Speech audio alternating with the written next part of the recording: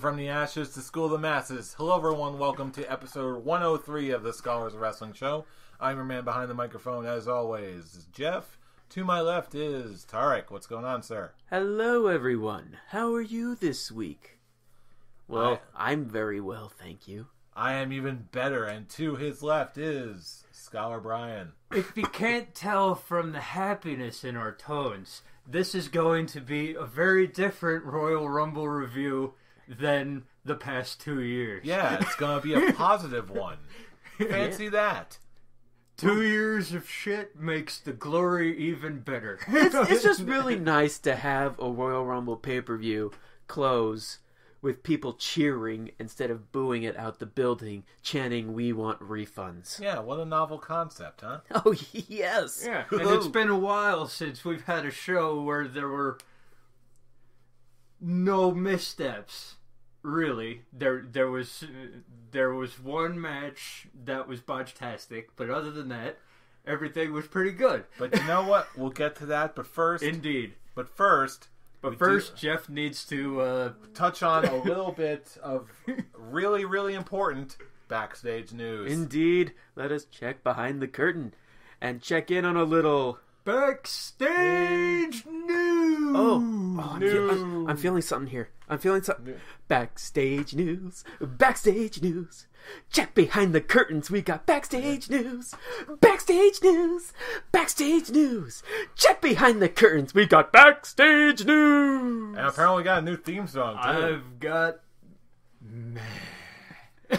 That was anything but. Yeah. And you know what else is anything but?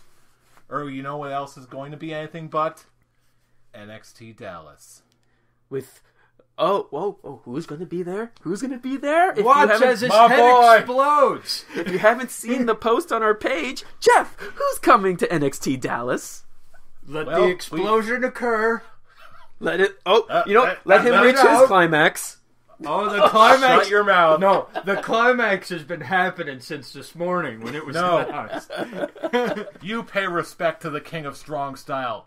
Oh, I respect. Oh, we respect it. What me. we don't, what we're making fun of is the motions that you are going through right now. Well, yeah. How else do you expect me to react when we just got confirmation WrestleMania weekend at NXT TakeOver Dallas, Sami Zayn versus Shinsuke Nakamura. Oh my lord, that is going to be a beautiful match. Oh. Hell, the greatness is going to be insane. Like this match by itself could overtake the entire WrestleMania card. Oh hell! This thing like last year's Takeover show pre-WrestleMania for WrestleMania weekend, the WrestleMania itself has no chance. I kind of worry though that this is going to be like the same thing as Sasha Banks versus Bayley 2, where the entire card was based on this one match. Now, this one match is going to be amazing, but give me more. Is there a stipulation, Give me more. Or is it just right now a one-on-one? As of right now, it's just a one-on-one. It's just a one-on-one, but to answer your concern, that is not the only match that's been announced. Well, I don't... Because the card for that show was pretty good. It was pretty good on paper as well, but it just seemed like everyone was going through the motions waiting for this women's Iron Man match. Having a big match like Shinsuke Nakamura versus Sami Zayn as your main event, or whatever part of the card, or whatever part of the card it may be, I'm sure that Balor will be. I just pulled up the rest of the card right now. We've got, in addition to Zayn versus Nakamura, we've also got a rematch between Finn Balor and Samoa Joe. We've got Bayley versus Asuka, American Alpha versus Dash and Dawson, presumably for the titles. Baron Corbin versus Austin Aries, and Apollo Crews versus the Guitar Guy. Well, then, you know what? Take everything that I just said and throw it out the damn window. Because that's looking damn great. Well, it's funny you actually brought up the card, because we didn't even announce this last week, because we found out after we recorded. Austin Aries is also in NXT. Yeah. There you go. This NXT roster is really building up to be one hell of our roster. And I really hope that he's not in the building talent role, because if he loses to Baron Corbin, he won't. I don't know. No. I don't know what I'll do. Baron Corbin can take the loss. He can. For a debuting Austin Aries, I think he'll be fine. Is that what they're doing? Debuting him at the show? Let's see. His first match? Oh, no. Actually, yeah, Austin Aries does have a match before that against some guy named Riddick Moss. I don't know who that is. Oh, spoilers! All right. All right. Get that away. Get that out of here. Okay. The only spoilers that we'll actually like to read is the SmackDown spoilers. Oh yeah. Because we film during SmackDown. We record during SmackDown. Same thing. They know what they mean. In any case, I just has as hyped as I am for Nakamura right about now, I just had a really bad thought. Oh God. Get that out of your head.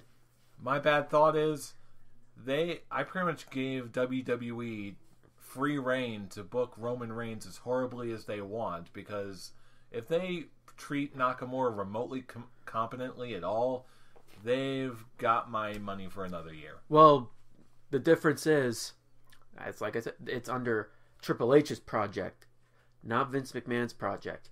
You know he's going to treat Nakamura with respect. And on that note, I'm not sure if you guys have heard this either. There's a rumor going around that WWE has contracted the rights to Subconscious, which is Nakamura's actual theme from New Japan. Actually, I did read I heard this, yeah. So basically, they've gone all out on the recent signings. They're basically letting them keep all their stuff, and that's good, because AJ Styles, okay, has the rights to his name, his two signature moves, their names, and so it seems like the WWE is kind of backing off on the whole. We have to own everything. We have to own everything for these four signings, and that's good news for the future. No more of this Bryan Danielson turns into Daniel Bryan stuff. and everyone's name being totally different than what their Mystico being Sin Cara. Yeah. Or I called him Mysticara. Mysticara, yes. A rose by any name would botch us hard. It seems like with the news, my thumb. Maybe it's because it was Triple H who signed these four, and not Vince McMahon. So Triple H was like, "You can keep your stuff." That's it.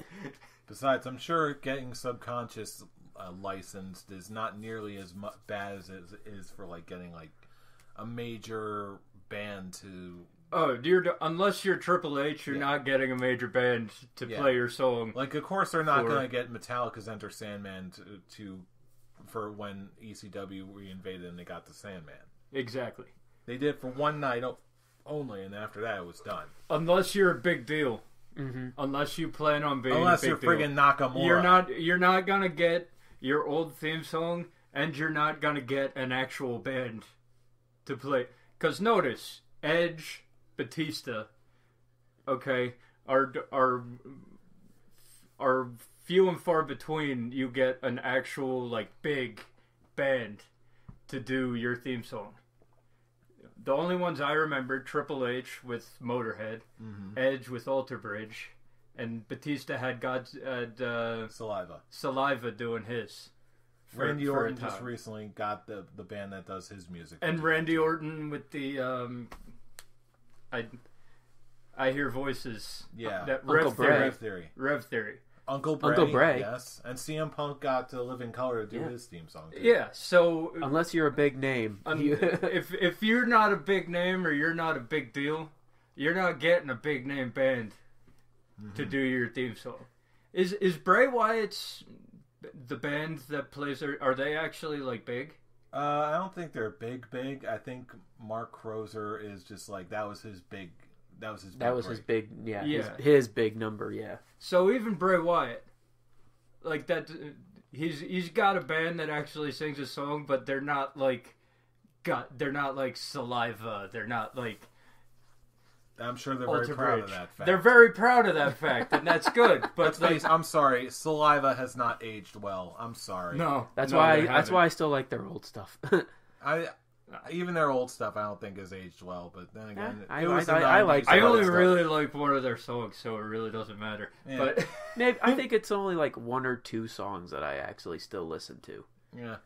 And even then, that would be a lot for me. But anyway, I'm digressing here. It says something that that Triple H is allowing Nakamura and them to keep their stuff. Yeah, it says good things. It's a very exciting time indeed. And moving forward, let's hope it stays continues that on. way. Yeah. Oh yes, at least get Nakamura right. That's all I want, people. All I want. I think they're gonna get him perfectly fine. Hey, remember when we said there might be booking issues? Yeah. Hey, we'll see how it goes. Moving on. But in the meantime, we're also coming off of a really, really hot pay-per-view. And honestly, the Raw afterwards was pretty good too. Yeah. But you know what? Let's get through it first. We're talking, of course, about the Royal Rumble. And 2016 edition. And I must say, I said it last week. I was nervous about this Royal Rumble. Way to wash the taste out of our mouths. Way to take that WWE. nasty taste that's been building up for the past 2 years and just be like, okay, here's this year's mouthwash. All is well. All is well. And everyone knew who was going to win the Royal Rumble. Well, but most of us. But hey, it was predictable as shit at the end, almost. Emphasis on at the end. So it was one of those sometimes predictable and knowing what's going to happen. Predictable doesn't always mean bad. That I've seen a lot of stuff like Bret Hart. And a lot of people saying it was predictable, so they didn't like it. I'm like, it was predictable as shit, yes, but I loved every minute of it. But you know what? It's not about the destination. It's about the journey.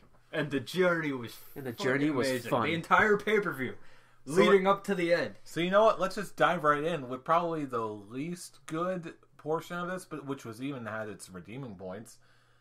The pre-show match featuring the team of Mark Henry and Jack Swagger defeating, the team of the Dudleys, the Ascension, and I have this down as the team of Darren Young and Damian Sandow, and I only use their last name, so I have the team down as Young Sandow. Well, Young Sandow, yeah. Remember when I said the whole pay-per-view was pretty good? Yeah, I lied. Well, I did this using your appetizer metaphors, Scholar Jeff. Okay, this was a really light salad.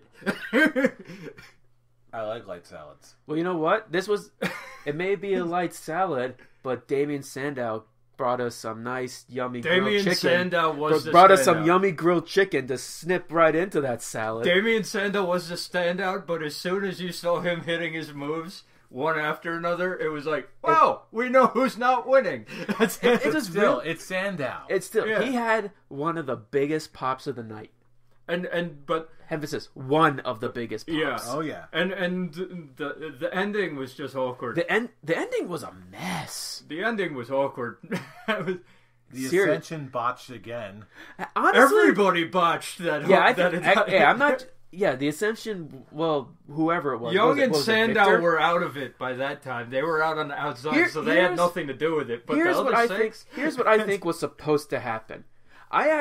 One big factor, I actually kind of blame Jack Swagger, because I feel like with whoever it was, whichever Ascension that was, what was it, Connor that got the 3D? I don't know which is which. You know what? I think Victor got the 3D. Okay. Connor came in to break it. Okay, here's what I think was supposed to happen.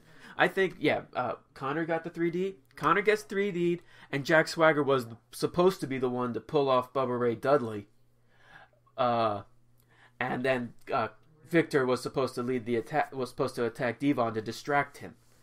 I think because Jack Swagger missed the pin, Victor came in early and was just like, wait, where's Jack Swagger? Where is Jack Swagger? Because I can't be the one to break this up, because Devon, because you saw, instead of breaking up the count, he went straight to Devon. Well, after a good, 10-second pause, looking like a complete idiot. But yeah, which means someone else was supposed to break out the pin. Someone was supposed to break the pin, exactly. And that was supposed to be Swagger pulling Bubba Ray's leg and putting him in the ankle lock so Mark Henry can do the splash to take out Bubba Dudley. But then even Mark Henry kind of messed up because Bubba wasn't the legal man. And he's like, oh wait, that's not the legal man. I gotta pin Connor. So the only ones that really come out of this clean Darren Young and Damian Sandow. And I bet you that's the reason why Mark Henry and Jack Swagger all had like maybe 10 seconds of time in the Royal Rumble. It was like they would have had a minute, okay, but because they screwed up the ending of that match so badly, Vince McMahon was probably like, no. Get him out Braun Strowman is gonna murder you, and Brock Lesnar is gonna murder you. That's fun. It. Have fun. All Have a I good can time. say is it's just a complete shame that all in all, because of how quickly both Swagger and Henry got eliminated, look, within this match was pointless. within 20 seconds, really. Since they stepped in, finishing move, bye. This match was a complete waste. Actually, I wouldn't call it a complete waste, considering we got to see Damian Sandow again. If Damian Sandow and Darren Young won, they actually would have brought more to the Royal Rumble than they would have added it to it, especially Definitely. Sandow. Mm-hmm. And we're not just saying that because, Damian Sandow's our boy, but, you heard the pop. He's been gone for how many months? Or he's been off screen for how many months? Quite a while. He shows up, and the crowd still loves him. Mm-hmm. Use the man, WWE. Come on. And I brought it, Use the man, and not on TV shows that nobody ever watches. And that's why, at the end of Raw, I posted on Twitter, one of the biggest pops of the night, and WWE still doesn't show Damian Sandow on TV. Hashtag, where is Sandow? Mm-hmm. On Superstars. Eventually they'll listen, but on Superstars and Main Event. That's where that's going to be my new thing. After every WWE show, if Sandow is not on the show, I'm going to put hashtag, where is Sandow? I'm going to lead. You want to see Sandow? Okay, do you have Hulu? I do not. Well, then that sucks for you. Because he is on Superstars and Main Event every week. Well, that's Hulu. I'm talking about being on actual television. It's not going to happen. And then every time he does show up, hashtag, there is Sandow. Yeah. We're gonna just keep Sandow alive. Join the movement. Hashtag where's Sandow. Hashtag we want Sandow. In the meantime, let's move on to the actual. It's saying something that was the worst match of the card. In the meantime, the first match we got on the actual show, we've got Dean Ambrose beating Kevin Owens in a crazy, crazy last man standing match. You take the Royal Rumble out, this was match of the night. Easy. I'd say even it was even better than the Rumble, in my mind. This was we said that we wanted this match to just be all out brutality for 30 minutes, and it was. What did we get? Exactly what we wanted. Okay, so in that aspect, there were some things about the Rumble that were kind of This was perfect in every way. Let's see. Let's see. From taking out Michael Cole, from a cannonball through the barricade, diving elbow through a table, getting pushed in through two tables. How much? Yeah. How much more brutal can this match get? And the people get, and as they're getting up, you believe it. Like when they're down and Kevin Owens is rolling outside of the ring. The psychology was smart. Okay, and when they're struggling to get up before the 10 count, you absolutely believe every second of it. They are struggling, and like when Kevin Owens could not get up to beat the 10 count after going through the two tables, you believed that He finally just couldn't do it anymore. And you know what? That's the big element that I thought really tied the entire match together. Both these guys are amazing sellers. They can make anything look like absolute death. Hell, Kevin Owens was still selling the night after on Raw. That's all you need to know, really. These were two guys that knows how to tell a story in the ring and that knows how to work with each other. They had great chemistry. And that's why these guys are right now the best feud going on in WWE. Yeah, and I want more. And two of the best superstars going Hands on. down. Hands At least down. on the main roster. Mm-hmm. Yeah, and then you put them both together. What did you expect? Really? A masterpiece. Yeah. That's what I expect. And that's exactly what we got. This is pretty much how I saw it. This was less predictable, but we got what we were expecting. Mm-hmm. Royal Rumble wasn't up quite as good as this match, but at least it was more unpredictable and took us on more of a ride. Mm-hmm. Yeah, that's the way I see it. And so, I can honestly say that this might be other than the usual suspect, Triple H versus Cactus Jack. No, that was just a normal. That was a hardcore. Okay, street fight. This might be my favorite last man standing match. What I like mighty big praise. What I like about this last man standing match, and I'll just close it with this. What I liked about this last man standing match is it was a last man standing match where the guy, like, there was no shenanigans on keeping the guy down. John Cena and Bray Wyatt, he pushed a thing on top of it so Bray Wyatt couldn't stand up. These were two guys that beat each other down to a point where they couldn't get up. It might just be me saying that because the last few have been John Cena gimmick. Yeah. Like they could, like, it wasn't that they were hurt so badly that they couldn't get up. It's because John Cena did some dumb gimmick work to make them not get up. Or someone handcuffed. Lest we forget duct tape. Yeah, handcuff. Duct tape, are you serious? The handcuff, the duct tape. Yeah, this was just two guys beating the ever-loving shit out of each other until one of them could no longer stand. Mm-hmm. And that's why that's what it ought to be. Yes. That's what it always should be, and that's why probably just because we've had a string of the gimmick endings, that this one was actually legit, is me saying, like, this is my favorite last man standing match. I'll probably go back and watch other ones and change my mind, but as of now, because of the shit that I've watched in the last 7 years during John Cena's last man standing reign. Because, being chokeslammed through a big light can help take you out too. Mm-hmm. More shenanigans. By the Big Show. Speaking of shenanigans, next match we saw the New Day beating the Usos for the tag to retain their tag titles. Normally, the WWE tries to have like a letdown match in between. No, they just kept right on rolling. Uh-huh. That's it. This was great. Another solid entry in the series with these guys. It's the New Day. It is the New Day, and it's the Usos, which, in my opinion, have gotten boring. Well, say what you want, but they are good. They are good. They're boring. The characters are boring, but they still know how to put a good match. The wrestling is always there. It's kind of like what we say about Del Rio and Christian. Okay, the characters are boring. They're still as crap. The good wrestling will always be there, but it's the characters that we hate. We don't like the Usos characters. We don't.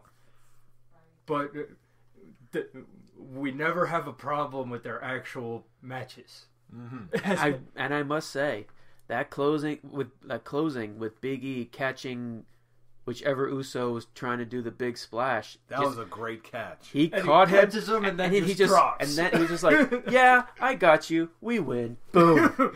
Game over. Yeah, that was perfect. And the one real disappointing factor in this is what happened the next night on Raw. When it started off great with the Rock showing up. And then you have the New Day come out, and my immediate response is, "Oh my God, we're getting a Rock and New Day promo." You can't say penis on TV. You can't say penis. The Rock is the only guy. I like to dare anyone else to say llama penis and to get the crowd chanting it. And the best line of the night. Okay. This is a champion's huddle. You're not a champion, so you can't be in it. Oh, I like that he was calling out on Big E's big man boobs. Calling him a big woman. I was like, what I took from that was that the New Day actually, it was like Big E was they belonged. Big E was the love child of the Incredible Hulk and Steve Urkel. That was awesome. But I was like, the New Day actually belonged, and they held their own in a segment against The Rock. And they're so good. And in my opinion, it kind of ruined it with The Rock. It's understandable because the Usos are The Rock's cousins, but it's just showing that this feud is still going. Boy, can this feud be over now, please? And that's right now. It's back to square one with the tag team division. All you have now is the New Day and the Usos. Anderson and Gallows can't show up quickly enough. Yeah, that's the Bullet Club. We need the Bullet Club yesterday. Do you know if they trademarked the Bullet? Well, they can't. I honestly don't know how they're going to present it probably won't be named the Bullet Club. It'll be named something else. The Club. Balor Club. Stop it. Either way, the B Club. The B Club. But really, someone new needs to come in and freshen up this division because there's only so much more of New Day versus Usos I can take. But you know what? There's one last thing I want to mention before we move on. The brilliant little nugget of joy that Xavier Woods dropped during the match. He screams out, "Your brother's soul is mine. You will be next." So we'll Mortal Kombat Xavier reference. Woods is the unsung hero of this trio. That's like, he's being if Xavier Woods wasn't a part of this group, it wouldn't be what it is. No, I agree. I agree. I love the guy. Anyway, and he just he admits that Francesca gives him some special needs. He has sex. Francesca too. A brother has needs. He has sex with his instruments. Okay, moving on. Oh, Jesus. Oh, he's dirty. We suddenly went to a deep, dark place. And then, of deep, just end it with this. Speaking of deep, dark places, let's move on and talk about Kalisto beating Alberto Del Rio for the U.S. Championship. It was a weird way to do it, but I'm glad it happened. I have two problems with this match. Just two? Okay, first of all, see, I'm putting all the botches in one category. First of all, problem with this match, Botchamania. Okay, this whole match could be the entire Botchamania for the month of January. Okay, and then my other problem is, if they were just gonna have him win the title back at the Royal Rumble, why have him lose it back to Del Rio in the first place? Or why have him win it in the first place? It on was Raw? dumb. Yeah, I know. Okay. I'm just gonna with the second. Really, the match is really, if you think about it, the match itself is pointless. Except for watching an actual decent wrestling match. See, not even because it wasn't. No, the beginning. Here's the thing: the beginning half, yes, it was a good storytelling match. The only real complaint is they're trying to give Kalisto the Rey Mysterio route of being the underdog. When it came to all the botches, which happened at the end, is when after he was when he tried to do that whole sunset flip reversal and landing on his head. The fact that he landed, and I watched it again, he landed hard on his head. So he wasn't all clear in his head right there. That's why I can't really be so hard on Kalisto with the botches, because he was a guy who was basically seeing double for the second half. The fact that he was able to finish the match with a nice why can't I say his finishing move? Salida del Sol. I don't know why I keep having a problem saying that. The fact that he keeps landing it, that he actually landed it pretty well and actually won, I have to applaud him. Yeah, for that. But I can't really blame him for the botches, because if if you had a moment where you landed on your head and still tried to you're loopy as hell, man. You're loopy as hell. I get it. So it's like comparing it to the ending of the pre-show match. Oh, it's a completely different story because that was just people screwing up. It was people screwing up. This one is a man who hurt himself and was trying to keep the match going. Which makes his performance... He was basically saying, "Ooh, stars! Ready when you are out." That's exactly what happened. Which makes what he did the night after that much greater, because that match with The Miz was actually great. Mm-hmm. Exactly. So, but okay, it's... So, you're going to have some Botchamania stuff in this match, obviously, because I wouldn't even say that it was bad. It was hilarious. I was laughing my ass off after I figured out, okay, he's not dead because he landed on his head.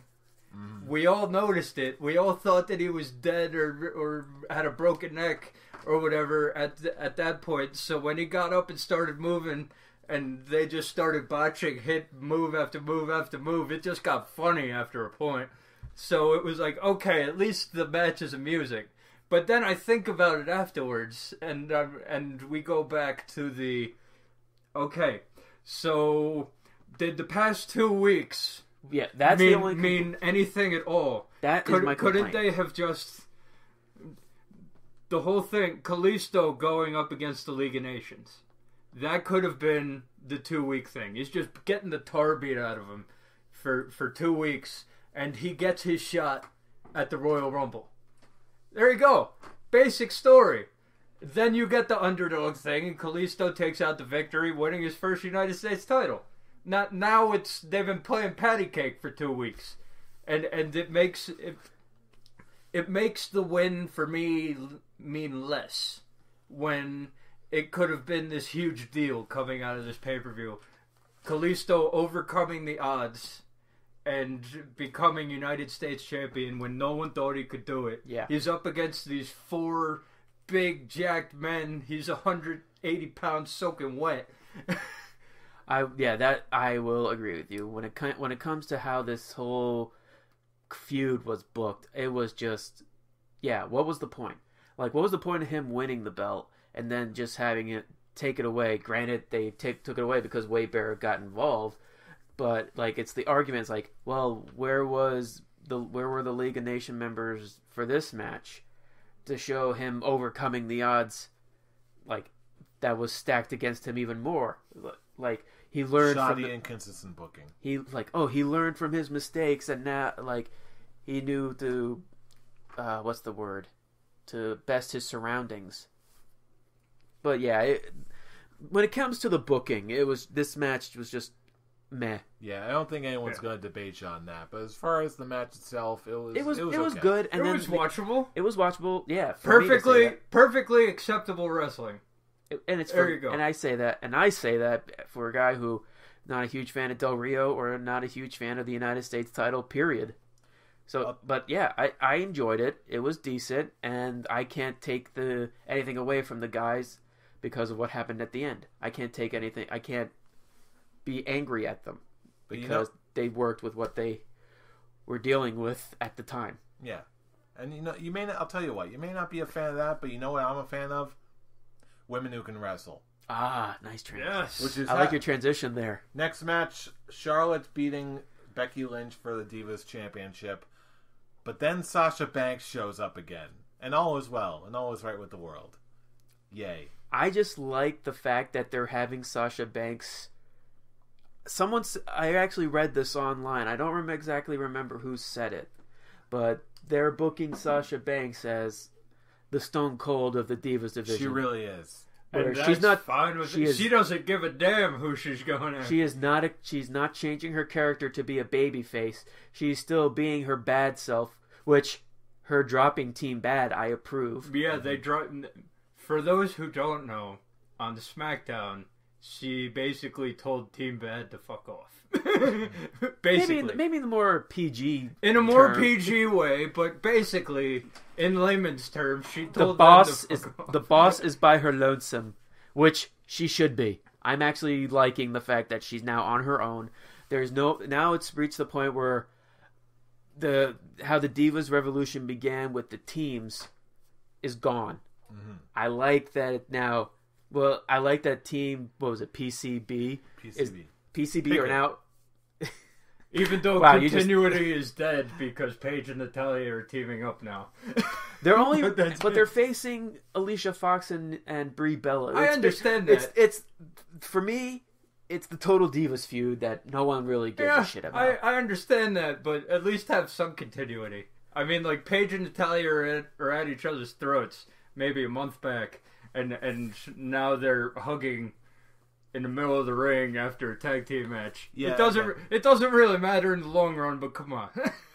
Poor booking, but again, that's not the storyline we're all focusing on. And I do have a problem with this match. It was Becky the actual lost? No, not even that. The match itself was great when it was Charlotte versus Becky and whatever. I know what you're gonna say. It's Becky that disrespected that sweet ass hat. Do you remember why I said? No, fuck the hat. I came in at the beginning of this match like, oh boy, it's Becky Lynch. I hope she wins. Look at that hat she's wearing. And then she disrespected that, just threw it across the ground, and was like, she disrespected the hat. I hope she loses. Oh, my problem with this is my problem with all Charlotte matches.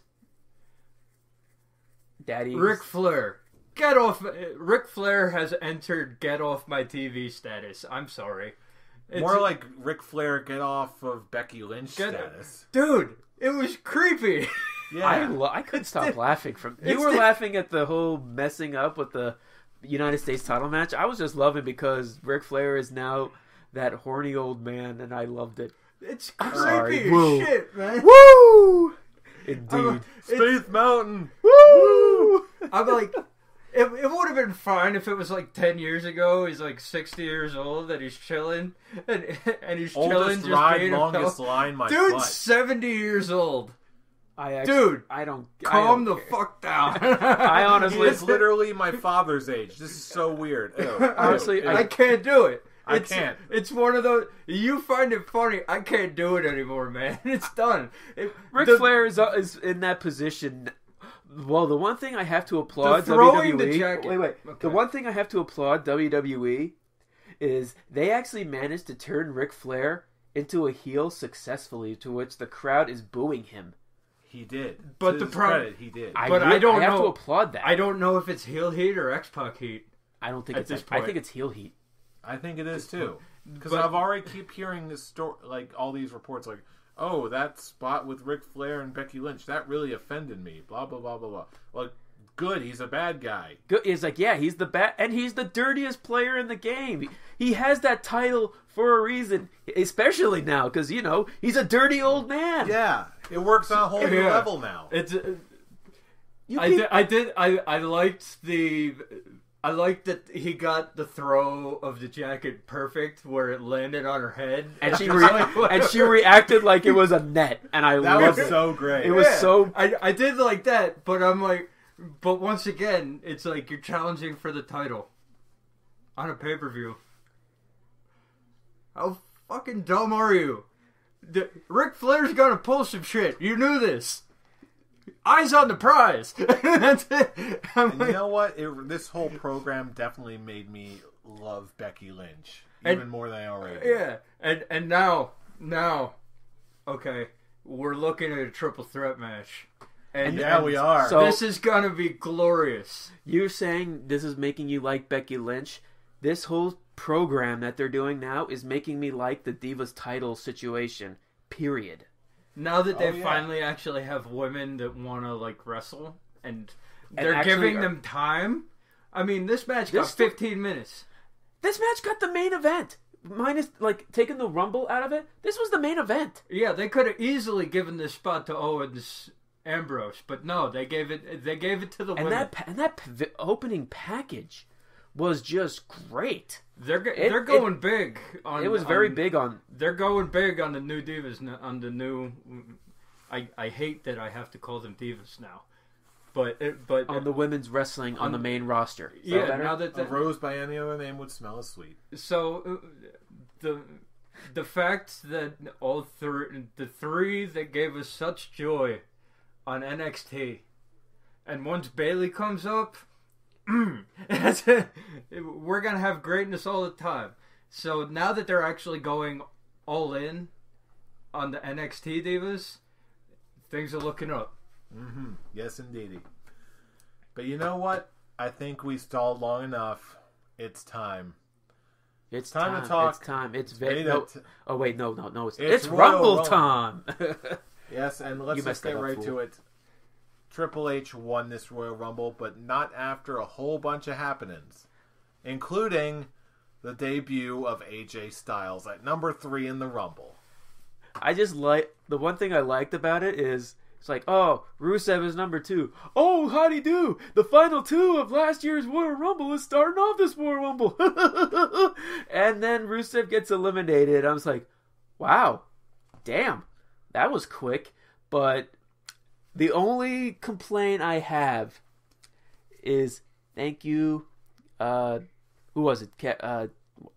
Why am I getting Kevin Dunn for keeping the focus on Roman Reigns' reaction instead of just going to the entrance ramp and showing AJ Styles. I actually thought that was great because I thought not having his face the entire time. Here's the thing: if they had him waiting, had the music, him looking confused, and then show him coming out, and then show back to have AJ Styles have his entrance, slowly walking down, the name pops up, and then we see Roman Reigns' face. The problem they did that is they had Roman Reigns' face way too long. No, you know what? For me personally, that worked. Because I was like, I'd never heard that music before. I don't need to see who's coming out from underneath the Titantron. When Roman Reigns goes like confused and then oh shit, and then everyone look pops at his face all at and once. Everyone goes crazy, and you still haven't seen who's coming out yet. As soon as I heard the pop, I was like, "Oh man, it's happening!" I was like, something great is gonna happen when the camera pans, and it turned, and he was out with the hood down. Mm-hmm. I was like, that was perfect for me. I don't need to see him coming out from under the ramp. I don't need to see. I do. I don't need, under the ramp. Yeah. From I don't need him to. I don't need to see him coming out from the back. I don't need to see the phenomenal one pop up on the screen. Just the crowd reaction and the look from confusion to oh shit on Roman Reigns' face was fine with me. And then it turns around and it's AJ Styles. I was like, for me, that was perfect. Mm-hmm. It was great stuff. I dug it. I just wish they could have done something different with it. I want to see him walk out for the first time. I don't want to see him automatically on the ramp already. Like, if anything, stall his time coming out and have Roman Reigns look confused, and then it just turns.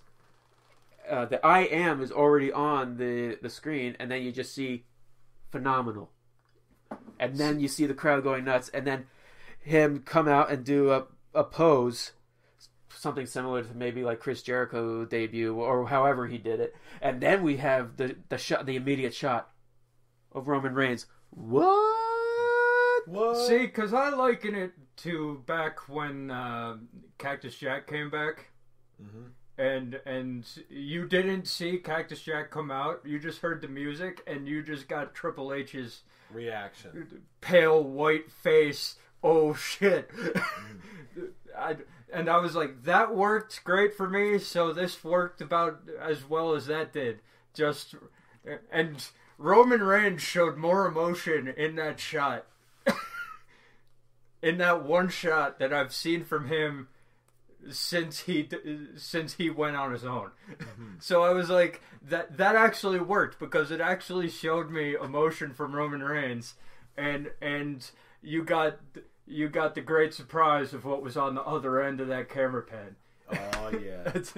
It was overall, I thought it was a fantastic debut. And then we got the full entrance the night after. So I was like, that's cool. Oh, yeah. And he did a great job just going as long as he did until he got shut down by Kevin Owens. Yeah, which was probably the best way to get him out of there. Yeah, there were only two people that the crowd was going to be like, all right, we understand. We're going to boo them because they're heels. But we get it. It would have, if Kevin Owens threw him out or if Brock Lesnar threw him out, they would have been like, it's okay. All right, okay. That's cool.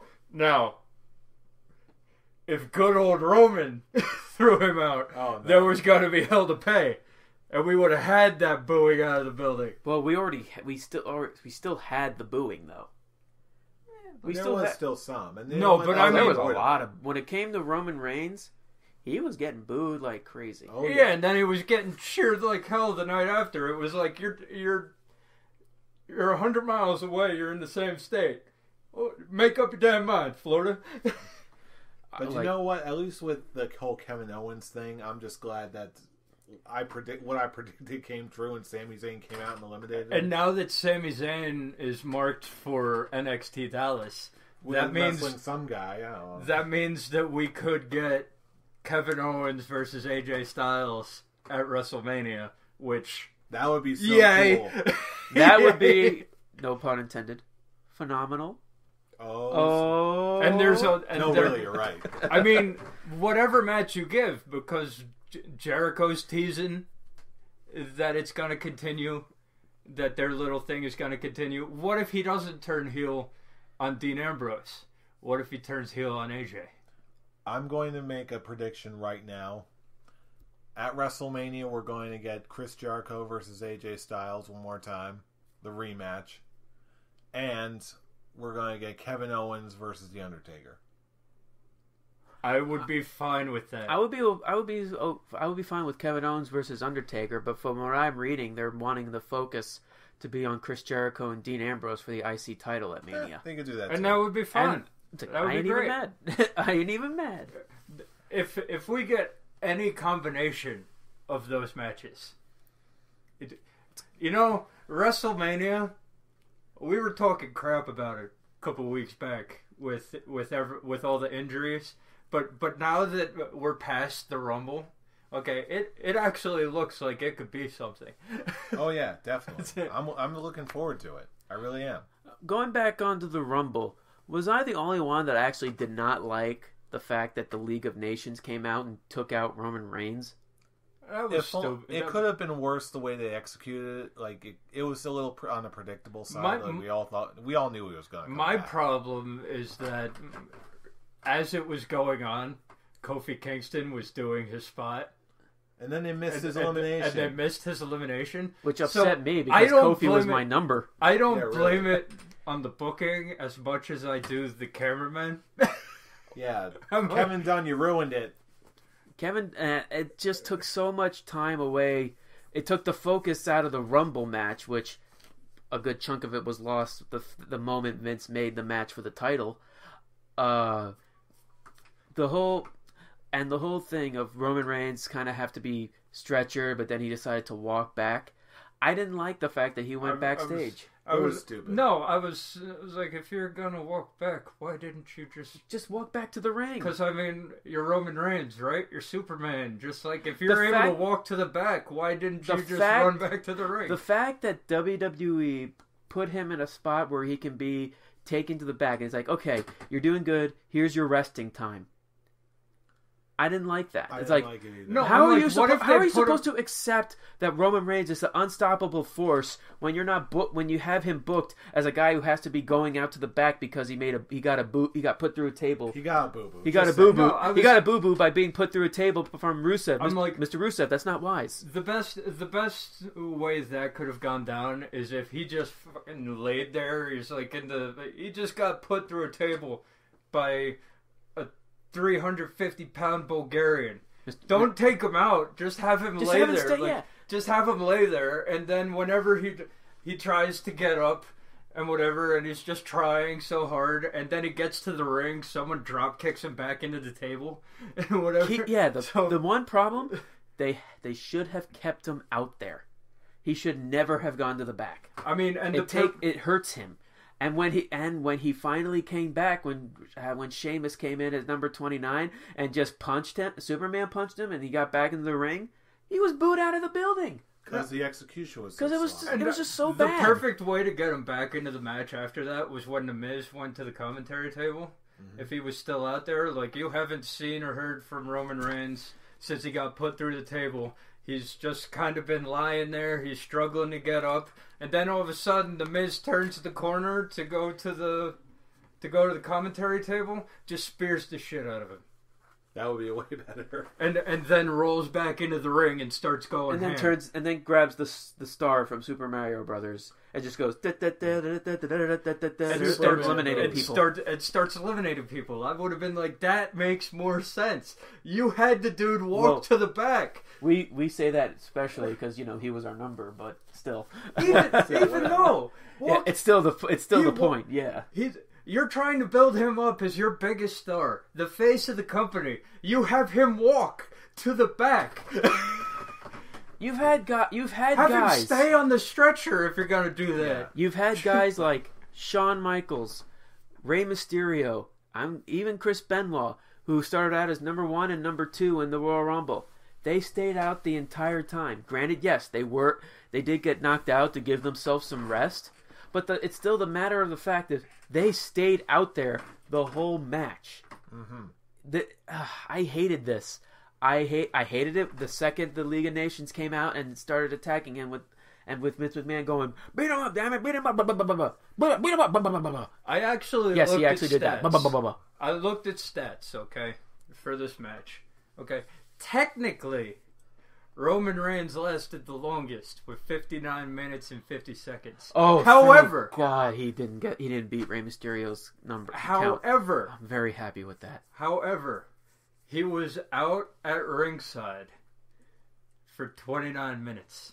So technically, Chris Jericho lasted the longest with 50 minutes and 51 seconds. Mm-hmm. Okay, so if you wanted us to root for Roman Reigns to go one all the way to the end, okay, you failed horribly.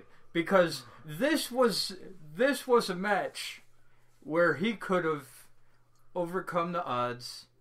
Okay, you might not get the face reaction in Orlando or any IWC towns or whatever, but the casuals, which amount to more, completely honestly, you would have won them over. Okay, which means you'd be getting more cheers than boos. Well, Instead, don't deny it, you know it's true. Instead, okay, you make the face of your company look like a bitch. Then again, we would stay. You here make him all look day. like Marcellus Wallace. Then again, we would all be here all night if we were talking about how they botched Roman Reigns' booking. I would just have to ask. I will just have to ask, and this will be the end of it for me. How are you supposed to have us? How are you supposed to have us convinced that Roman Reigns is this unstoppable force when you guys don't even believe it yourself by giving him time to rest up in the back?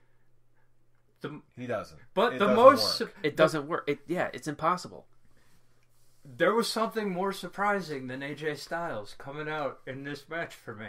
The ending. Roman Reigns did not make the final 2.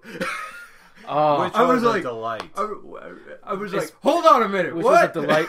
Which in the show was a delight for everyone, including the fans, because the second Roman got eliminated, they were cheering like crazy. And then when they figured out that Dean Ambrose was the last one in the ring, it got even louder. Okay, my only real complaint about that is you knew immediately. Well, yeah, you knew that immediately. Triple H was going to immediately. You knew immediately, yes, but I wished it lasted longer.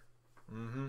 It went, that whole thing with Dean Ambrose and Triple H went by too fast. It's the same argument from when they had the tournament match with Roman Reigns and Dean Ambrose. I wouldn't say it's quite the same. At least with the tournament match, the ending was very abrupt. With this one, I'm actually you had Dean Ambrose relatively pleased with the way things went. You had Dean Ambrose get stupid. Sure. It could have gone longer, sure, but it was more than what I was expecting, personally. Well, the ending, the ending did work because, yeah, it wasn't abrupt. You saw the end. It was like, okay, this is the end. But the fact that it did happen quickly, that's the only comparison I have with the tournament match. The fact that it was, whoa, it's over?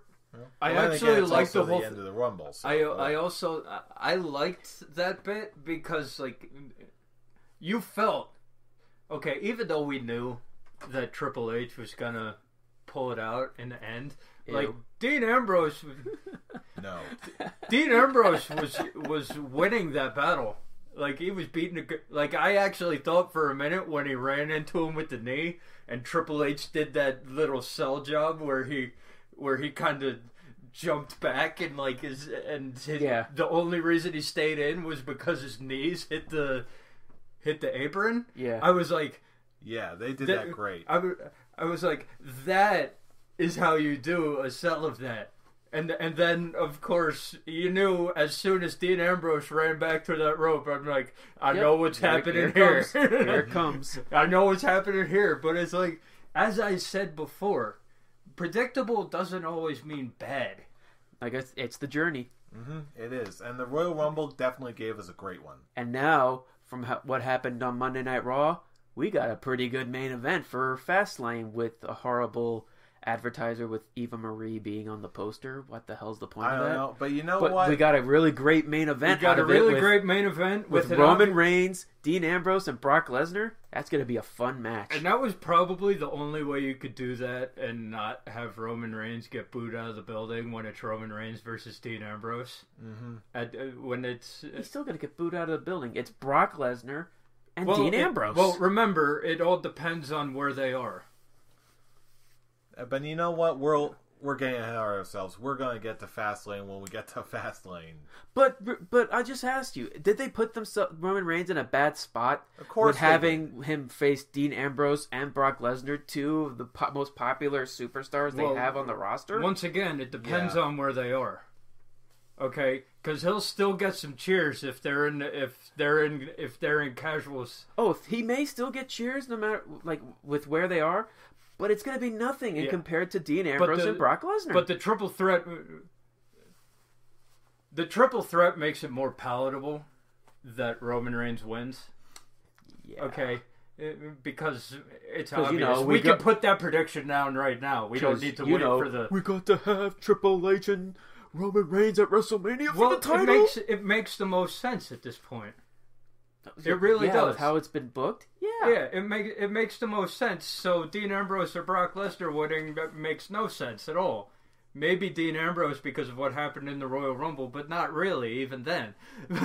So Dean, you're heading towards the right direction of getting this year's Superstar of the Year to give us that Turkey Shield taking Superstar of the Year. First it was Roman Reigns, then Seth Rollins. Come on, Dean. You gotta keep fighting. You're doing a good job so far. And it's not even February yet. He's got all year. It's February, the most predictable pay-per-view of the entire year, because that's how it rolls. Because you know what's happening. Because everyone's talking about what matches are going to show up in WrestleMania. What's the main event? What's being booked? You know it 3 months in advance. So when they make these main events, when they make these matches for the pay-per-view, you already know who's going to win. But you know what? Again, this is one of those times where we just enjoy the journey. Yep. And at least as far as the Royal Rumble is concerned, I definitely enjoyed the journey. Oh, yeah. So definite goat face. So facial hair rating, you give the pay-per-view a goat face? I do, because... Goat face, yes. Basically, because just compared to the shit we got last year, okay, where it was Jeff's, I believe, worst pay-per-view of the year. Yes. And I don't know if it was mine or the worst match, but just the difference in quality of the entire show. Like, if the Rumble match was remotely good at all, it would have been a goat face. Yeah, but this one was a legitimately good show, generally from full top to stop, bottom. Basically, Yeah. once you actually got to the main show. Oh yeah, absolutely. Well, for me, I'm going to just give this Norma full beard, because yes, it was a great show, but I still had my moments where I'm like, I wish I didn't like the directions that they went. And the fact that you guys are grading it by comparing it to the last two pay-per-view, two Royal Rumbles. I'm not. Well, he is. I am. Well, okay. With this directed to you then, Brian. It's like giving it a pass. It's like, even if it was decent, I would have given it a go face. That's what you just said. I'm giving it a pass, basically because the Roman Reigns stuff. Okay, it just affected one character. It was bad, but the R-Truth spot. That was hilarious. My God. Okay. I couldn't stop laughing. It was just one of those, okay, Kevin Owens versus Dean Ambrose. Magnificent. Fantastic. Match of the year candidate in January. We always have one. Okay. The tag team match. Great. Okay. Kalisto versus Alberto Del Rio. There was nothing bad. You had booking mistakes. You always do. Even on the greatest shows, you'll have booking mistakes. The Roman Reigns stuff. Okay. Yeah, they made him look like shit. Okay, but they got it back in the end for me when he didn't last to the final two.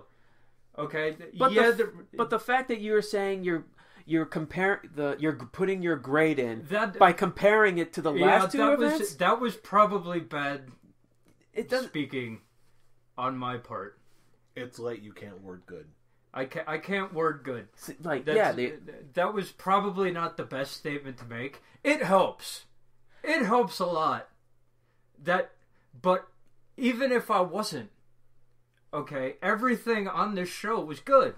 It was good. Everything. But because everything was good, I give it a go face. There was nothing that made me like. Even the Roman Reigns stuff, it was like, it's not the greatest show of all time. It's not. But the Roman Reigns stuff couldn't get me. I was already at a go face. I was like, the Royal Rumble has to be decent for it to stay. Just needs to stick the landing. And the landing was stuck. The landing was stuck in a big way. So, yeah, my statement of comparing it to the last two is probably not the right statement to make. And for me, I'm not comparing it to the last ones because yes, they sucked, but they're happened. It's in the past. We can't just keep going back to them. And I'm going to how I'm looking at how the show made me feel. And yeah, it made me very happy. I was very happy with this event, but there was also moments that I was just like, I wish they did it better. And that's completely fair. And that's why it took me a grade lower. That's completely fair. No one is arguing you on that point. Again. I made a short-sighted statement. Okay, probably not the best statement to make. Okay, but the fact still stands. Nothing was bad. They made mistakes, sure, but nothing was bad for me to be like, okay, can't do it. But still, even if we're the lowest rating any one of us can give it is a 4 out of 5 full beard. That says a lot. Yeah, it was a very good event, and I do want to watch it again. I already did twice. So did I twice. Yeah. Oh yeah, definitely good. But you know what else is also good? This year's Royal Rumble game. The scores were actually really close this time around. And before we close out, let's just go down the leaderboards of the 2016 Royal Rumble game that we hosted on Facebook this year. Starting at 21st place, Christine Anderson with 0 points. Hey, you took my spot. And in 20th place, some guy. Oh, just say it. Me with 1 point. Ouch. Me pulling Rusev, R-Truth, and Eric Rowan. Well, you could kind of take some blame to Brian because even though Rowan was set up the elimination, it was Harper that got the elimination. Literally stealing my point. Here's the problem. We loved that R-Truth spot. It was hilarious. It was hilarious. Jeff did not, for Royal Rumble game reasons. For perfectly understandable reasons. He was mad. He was mad at this when we were watching the show. Anyway, we'll be here all night at this rate. Tied for 17th place, Joey Scara, Peter Anderson, and David Castaldo. Tied for 15th place, Jeremy Bird and Tom Volpe.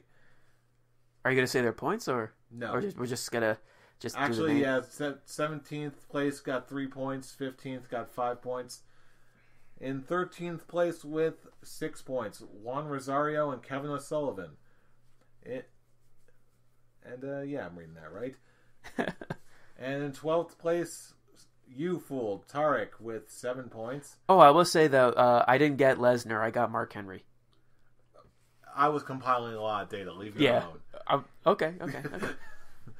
Anyway, tied for 10th place, Stephanie Miller and Susan Schaefer with 8 points of pop. Tied for 7th place, Nick Marsico, Bobby Potter, and Frank Holsey with 9 points each. In 6th place, Brian Ringwood, the top scorer of all of us, with 10 points. Yeah, for the first time ever in this game, well, I'm actually in the top half. Savor the flavor. Savor the flavor. Yeah, savor the flavor. At least I'm still the only scholar that's in the Hall of Fame. What killed me is the fucking Miz. That's it. Yes, but at least you got. I was one away from Bray Wyatt and Brock Lesnar. Exactly. In the meantime, in 5th place, we have Charlie Marone with 11 points. In 3rd place, tied, we have John Michael LaRusso and Anthony Peterson, both with 12 points. In 2nd place, we've got Michael Corrales with 13 points. And our winner for this year, Anthony Cassone, with 14 points. Welcome to the Hall of Fame, Anthony. Yes. It is a great feeling. Congratulations to our winner. Would you two know about that? Huh? Not until next year, sucker. I'm gonna get you, boy. You shut your fucking mouth. At least Brian did what he said he was gonna do for this year. He said, "You made it your mission to top me." And I will shake, and I did! I will shake your hand congratulating you. Fool. Sorry. Because it was obvious that once Reigns picked number 1, there were going to be a lot of number 1s on this list, okay? But I lucked out and got Harper as 13. Okay? I never get a good 13. I do the same numbers every year. I never get a good 13. Honestly, if you didn't get Harper, you and I would be tied. Yeah. It was Harper that got you those 3 points. Yep. In the meantime, and still Jeff points. Yeah. Shut up. In the meantime, we also where's the briefcase? Okay, so clearly you know how our Royal Rumble game went. In the meantime, we also next year. Yeah, really. We also want to know how your Royal Rumble pools went. Did you win? Did you lose? Did you actually lose money or something? Did you gain money? Tell us all about it. Leave us a comment in the comments section below. Tell us all about it. If you like what you hear, like this video and subscribe to us if you want to see more every single week. You can also follow us on Facebook. Just look for us under the Scholars of Wrestling Show. And you can also find us on Twitter. Follow our main handle on at ScholarsOW. You can follow me at I'm Robbie Rage. Fool. I'm at the Avataric. And Brian. At Atomic Beanpole. You sure are. You gotta for each show you gotta just have a different tone with how you say your Twitter. Works. Yeah. Next week I'm expecting something even more elaborate. Go for delightfully sassy. Okay. All right. I'll work on that. I got a week. In the meantime, you already know who we are. We are the Scholars of Wrestling, and you have just been schooled. You're welcome. Stay sassy, America.